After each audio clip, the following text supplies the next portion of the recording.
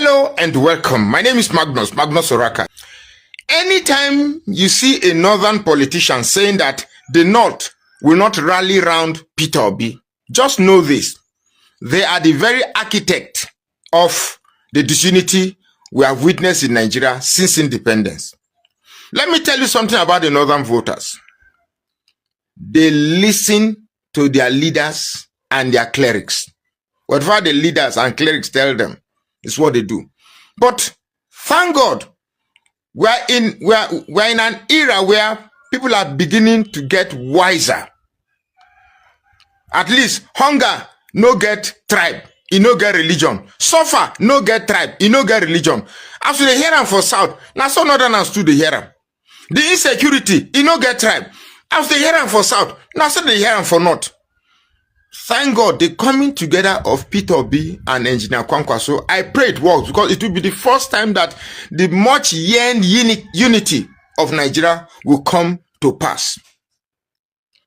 There is nothing like the North will not rally around Peter Obi. The North have sense. The North have flesh. They have flesh. So they know what is happening. And let me use this opportunity to talk to my northern brothers. I love you. I like you. Really, I really do like you. I've spent close to 60 years in the North. And I know they are very hospitable. They are likable people. But some people, some very evil politicians have weaponized religion. To what? Not to the benefit of even you, the Northerners, the common Northerners, the common masses in the North, but to themselves. This hunger that has, crisscrossed around the country, it's not affecting them. They even come to rub insult on you by buying the rice to come and feed you in the same hunger that they put you into. Now is the time that we'll go to the polling unit, not because of our religion, not because of our tribe, not because of our region, but because of a better Nigeria.